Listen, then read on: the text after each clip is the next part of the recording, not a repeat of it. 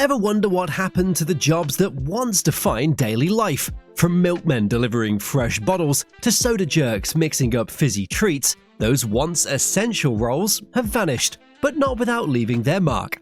Some were lost to technology, others to changing habits. So, let's rewind time and start with a classic, the milkman. Before supermarkets ruled, fresh milk wasn't something you grabbed at the store, it was delivered to your door. Every morning, the milkman arrived with glass bottles, and families left empty ones outside for the next day's refill. It was a daily ritual, a sound and a service you could count on.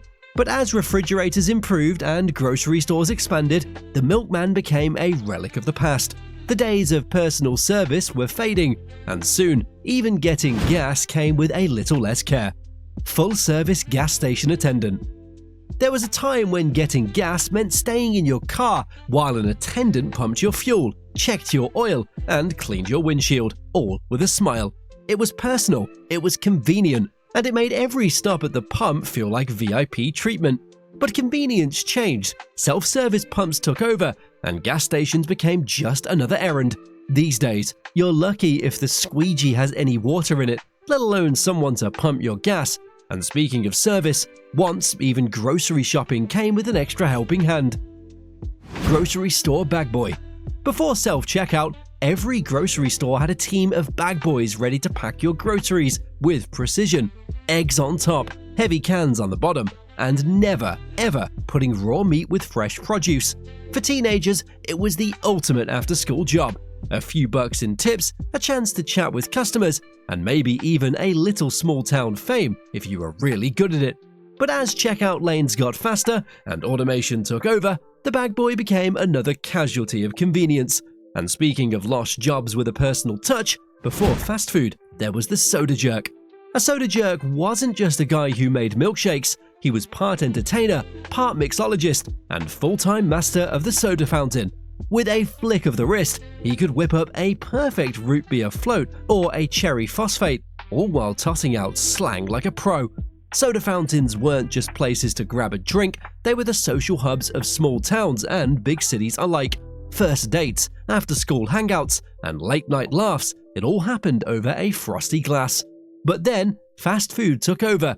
Drive-thrus and instant milkshakes pushed soda fountains into history, and the soda jerk disappeared with them. But while soda jerks entertained behind the counter, others took their talents on the road, singing stories instead of serving shakes. Before streaming services, before CDs, before even sheet music, songs were passed down by word of mouth. Enter the Bard.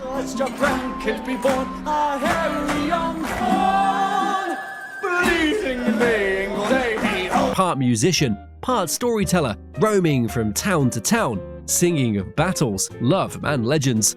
For centuries, bards were the keepers of history. Some were even granted special status, exempt from taxes and from military service. But as books took over, the bard's role faded. The job may be gone, but its spirit, that lives on.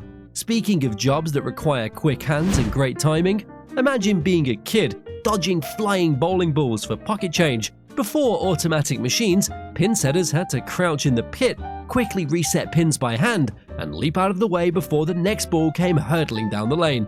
It was exhausting, dangerous, and paid next to nothing. But for teens in the 1940s and 50s, it was a way to make a few bucks.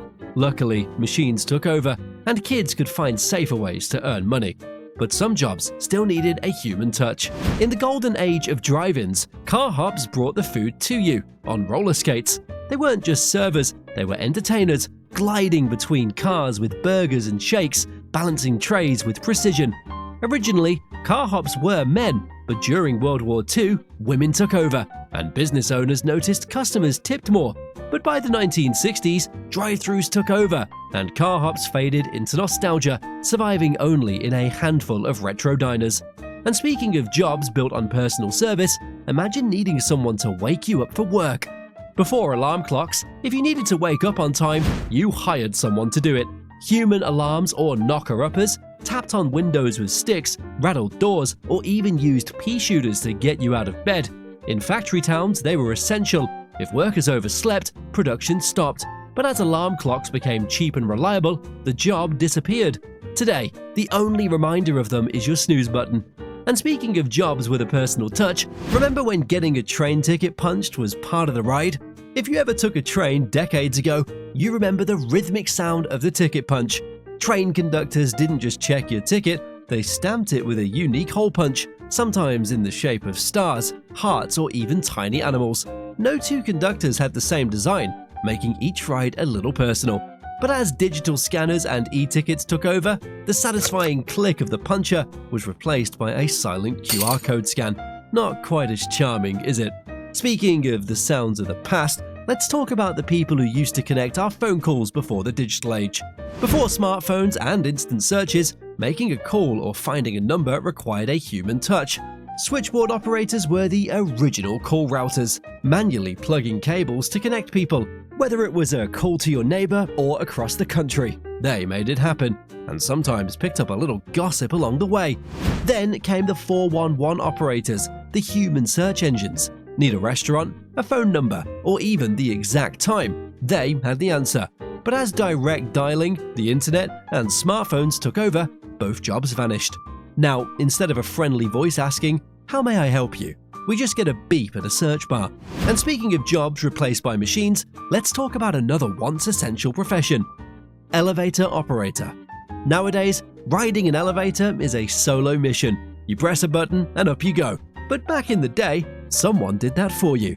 Elevator operators weren't just button pushers, they were navigators, greeters, and sometimes even entertainers. They kept the ride smooth, helped ladies with shopping bags, and announced each floor like a tour guide. But the job, it took skill. Early elevators didn't stop automatically, so operators had to time it just right, or risk stopping too high or too low. Then, push-button automation came along, and operators slowly faded away. Today, you might still see them in fancy old hotels, but for most of us, elevators have lost their human touch. While elevator operators moved people between floors, another job was all about moving numbers, before machines took over the math. Before computers were machines, they were people. In the 1940s and 50s, NASA, the military, and research institutions relied on teams of mathematicians, mostly women, to perform complex calculations by hand. They mapped rocket trajectories, ballistic paths, and physics equations with precision, knowing that even a tiny mistake could mean disaster. As technology advanced, electronic computers took over, but these women weren't replaced. They became the first programmers, shaping the very systems that made their job obsolete. Just like math was once done by hand, so was printing, meticulously crafted, one letter at a time. Before computers, newspapers weren't typed, they were forged from molten lead. Linotype operators sat at massive, loud mechanical beasts, typing out articles letter by letter. Instead of setting individual metal letters, these machines cast entire lines of type, hence the name Linotype.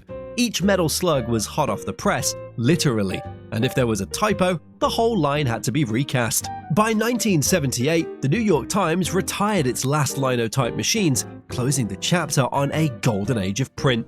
Cold type and digital printing took over, leaving these intricate machines as relics of a lost craft.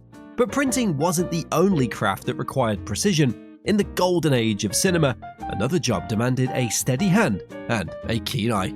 Once upon a time, watching a movie wasn't just pressing play, it was an art. Behind the scenes, projectionists spliced together reels of film, carefully threaded them through massive projectors, and watched for cigarette burns, tiny circles in the corner of the screen signaling a reel change. A signal mistake meant a jarring, shaky image, or even a film meltdown. Then came digital projectors. No more reels, no more splicing, just a hard drive playing a perfect copy. The projectionist replaced by automation. But before digital took over the movies, another job involved carefully tending to flickering lights. Only these ones lit up entire cities. Before electricity lit up the streets, lamplighters made sure cities didn't fall into darkness. Every evening, they made their rounds, lighting gas and oil lamps one by one. They returned at dawn to snuff them out. It wasn't just about flipping a switch, lamplighters had to maintain the lamps, clean the glass, and replace broken mantles, all while covering miles on foot or bicycle. It was tough, poorly paid work, but it kept the streets safe. Then electric streetlights arrived, and the need for lamplighters slowly faded. By By the 1930s, they were nearly extinct, except for the few who remained for nostalgia and tradition. But long before electricity, another group of workers kept America moving by hand, hammer, and sheer muscle. Before machines, railroad tracks were kept in line by sheer manpower. Gandy Dancers, track workers with long lining bars, realigning rails that shifted under passing trains. It was grueling work, but they kept rhythm with work songs, staying in sync as they hammered spikes and shifted ties. Many early crews were Irish immigrants, later joined by African American workers who infused the job with musical traditions. Eventually, machines replaced them, and the rhythmic chants of the Gandy Dancers faded. But every smooth train ride today, that's their legacy. And speaking of jobs built on strength, before refrigerators, keeping food cold was no small task. If you wanted to keep food cold, you needed an Iceman. These men lugged giant blocks of ice, harvested from frozen lakes in the winter, straight to people's homes, hauling them upstairs and into kitchens, using tongs and brute strength.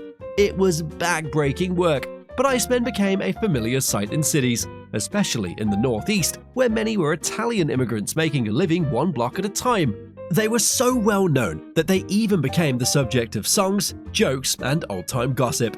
But as electric refrigerators became affordable, the Iceman melted into history. Now, the only time we think about ice is when our freezer runs out. And that's a wrap on today's journey through forgotten jobs from the past. If you enjoyed this trip down memory lane, give us a thumbs up and drop a comment. Do you remember any of these? Or let us know if we missed one. Don't forget to subscribe for more nostalgic deep dives. We've got plenty more history to uncover. Until next time.